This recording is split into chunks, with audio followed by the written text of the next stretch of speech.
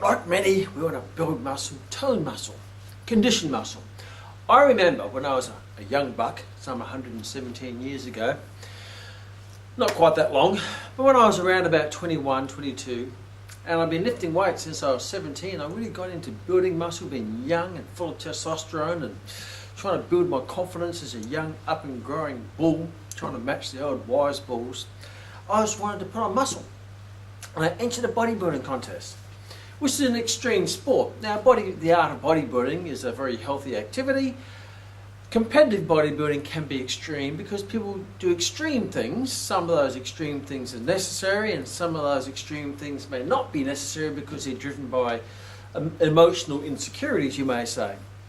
So I went into a bodybuilding contest and I'm preparing for it, and that particular time I used to be a full-time gym instructor, and I also learnt the art of teaching aerobics. And my manager wanted me to teach aerobic classes. But because my whole mindset was build muscle, muscle atrophy, pump, build, regenerate, overcompensate, I found that being asked to teach aerobics was contradictory to my beliefs, because at that particular time I was told, and I heard and I read this reinforced myth, as we'll go through today, is that if you want to build muscle, don't do any cardiovascular exercise. Because if you do cardiovascular exercise, they will eat your muscle tissue away. Yes, because when you do cardiovascular, it uses protein also, and it wears down the muscle tissue, and you want muscle hypertrophy, your muscle atrophy.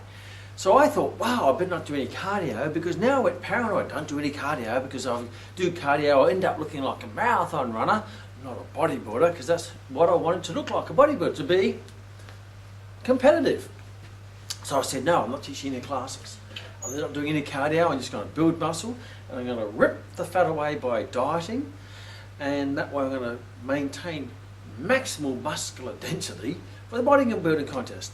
And obviously I was doing extreme things to compete in this extreme sport, so I came out looking quite good, and I was quite competitive. But some of the things I did were quite unnecessary. For example, not doing cardiovascular exercise. So let's have a look at this. Now that I'm a little bit more knowledgeable, a bit more wiser, and not so much emotional, because obviously the art of bodybuilding is a very emotionally driven type of sport, because it's almost like you have rather having an eating disorder, you also have an exercise disorder. You know, I felt that if I had a day off weight training, I'd be shrinking, to the extent some people think they shrink between the gym and walking to their car. I'm shrinking. So they get this megarexia, or this this very extreme view of themselves that they have to do this, otherwise they'll lose that. So let's have a look at this idea of doing cardiovascular. Some people will say, look at a marathon runner, they're really skinny. Well, that's an extreme argument. And what I found is an extreme argument is a very weak argument, because it's extreme. First of all, marathon runners are generally very skinny, and they don't have a lot of muscle. That's why they're great marathon runners. And yes, they do a lot of cardio, but they do hours and hours of cardio. But we're applying that extreme example to someone who's not extreme in that physiology and don't do extreme activities like hours and hours of exercise. So let's look at the numbers, because the truth is in the numbers. How much muscle do you actually burn doing cardiovascular exercise? So when we talk about exercise, we look at the two main substrates that are used in producing energy. And their two main substrates are fat and carbohydrate. They're quite energy rich, particularly fat's very energy rich, with 9 calories per gram of fat, and carbohydrate is 4.5 calories per gram of carbohydrate. So, and they're easy to access, easy to burn. Protein, on the other hand, is not really mentioned that much, because it's only a small contributor to aerobic activity. It ranges anywhere between maybe 2% to tops 5% of the total energy expenditure will come from the breakdown of protein. So let's look at the top end of that, say 5%. Say that you are doing cardiovascular exercise, and 5% of the energy used to perform that exercise comes from the breakdown of protein, and then the 95% comes from either fat or carbohydrates. So we won't go too much into that, we'll go into that in other sessions, but I want to focus on the protein to see if there's any truth to this argument is don't do cardiovascular exercise because you'll burn away the muscle, it'll melt off your body and you'll be a skinny little Ethiopian marathon runner. An extreme example. So let's say I look at my aerobics. I'm doing a half-hour class or an hour class. So if you go and do a half-hour cardiovascular exercise, you may burn, I'll say, 400 calories. Now, most of those calories would come from fat or carbohydrate. And there'll be a small contributing factor from protein. So we're going to use the extreme example of 5%. 5% of the energy, 5% of those calories, those 400 calories, would come from the breakdown or utilisation of protein as a source of energy. So if we look at 5% of 400 calories, well, 10% is 40 calories, 5% is 20 calories. So you are actually burnt off 20 calories of protein by doing that half-hour run or bike ride or whatever cardiovascular activity you chose to do. And an intensity of around about 70% of maximal heart rate means, that's a good jog or leading into a run. It's not like a little stroll on the seashore picking up seashells, a little walk. It's a good cardio, huffy puffy type activity, 70% of maximal heart rate. So how much is that? Well, we already know that per gram of protein contains 4.5 calories. So if I divide 4.5 into 20, let's round it down to 4. If I divide 4 into 20, that means I burnt off in that half hour of cardiovascular exercise, which as we already know is good for the heart, good for the respiratory quotient, good for oxidisation, good for fighting against disease, all sorts of good benefits. I've burnt off 5 grams of protein. So how much is 5 grams? Well, 5 grams, we know that there's 1,000 grams in a kilogram of protein, or a kilogram of protein, which is looking at muscle tissue. So 5 grams technically is not really that much. If I look at the requirements of my body, protein requirements on a daily basis, for an average healthy individual, it's 1 gram of protein per kilogram of body weight. Now the science actually says 0.8, but let's round to 1. So if I'm weighing 80 kilograms, I need 80 grams. And we're going to talk about this, what happens to the 80 grams. I need that 80 grams per day to top up my grams of protein in my body so I can maintain my muscle tissue in my body. So 5 grams, I need 80. So how much is 80? Let's have a look at 80. And you may be 50 or 60 or 70 depending on what your body weight is. And an extreme example for a marathon runner, that may go up to 1.4, 1.5 grams of protein per kilogram of body weight. But for the average recreational trainer, we'll keep it around about 1. But even if it was 1.5, it goes up to just over 100 grams to 120 grams. I've got a lovely bit of milk here. Let's have a look at how much protein's in this milk. So remembering that I'm going to get this anyway from my normal eating, without any supplements or powders or magical solutions. That's quite easy to get in your diet. And I'll talk about that at another session where we talk about protein. I feel very intelligent with these glasses on my nose like this because I sound like a professor. Okay, so look at this milk, and we look at protein. Protein per serve, there's 5 servings per pack. There's about 12 grams per serve.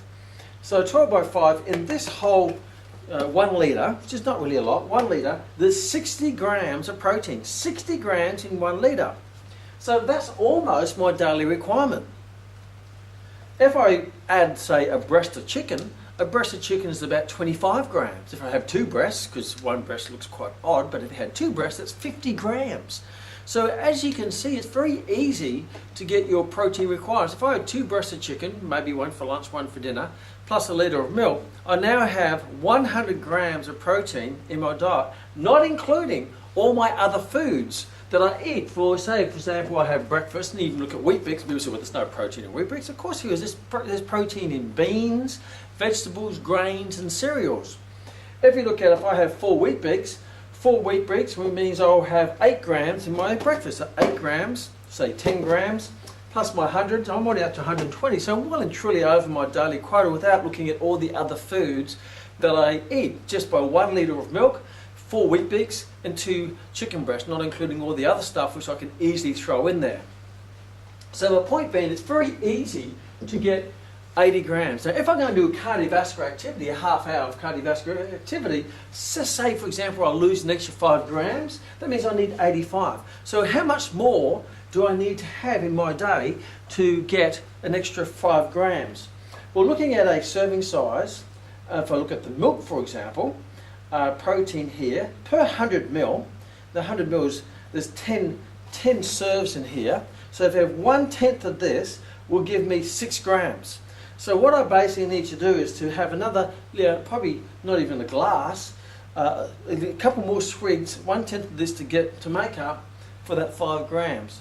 Or if I have, for example, in my Weet-Bix, if I have an extra virtually 2 Weet-Bix, I would cover that massive amount of muscle atrophy melting off my bone, being burnt off doing cardiovascular exercise.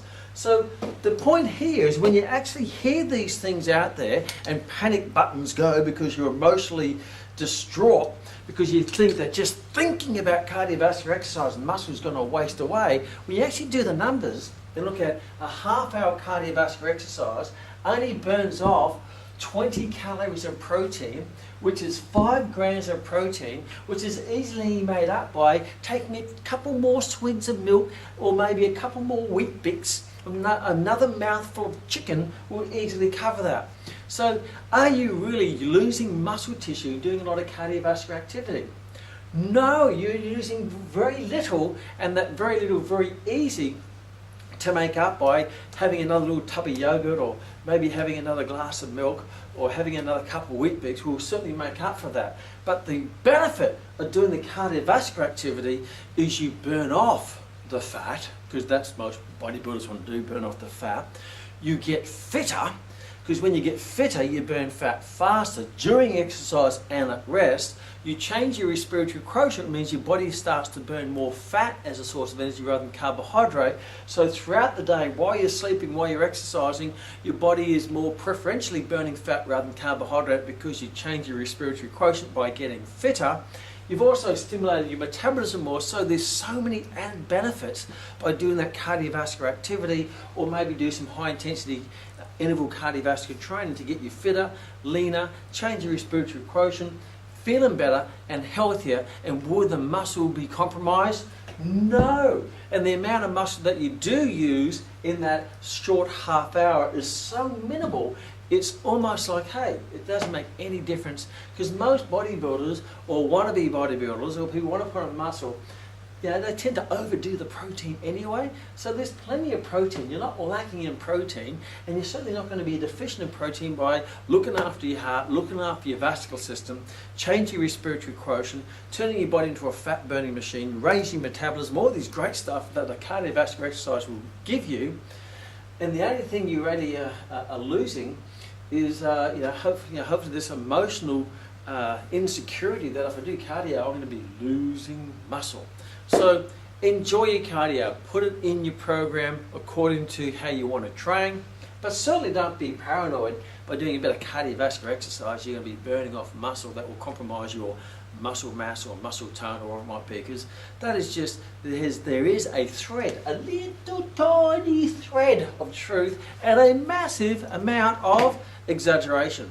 And there's an old saying, if you mix a little bit of truth with a lot of bullshit, you come up with something which is very believable, particularly if some people are insecure about their muscle size. So stop being insecure, be smart, get educated, know your numbers, and start to make the best choices based on the best information which you can justify, not based on someone else's opinion, not based on someone else's scare tactic, not based on a myth or say a pass you down in the industry type piece of information. We've always done it this way. Think for yourself, use some common sense, enjoy cardiovascular. Don't think you're going to be losing muscle tissue. If anything, you're going to be building a fat burning machine that will get rid of the fat and will show off the all muscle definition. So be smart, stop being paranoid, and enjoy your cardiovascular exercise.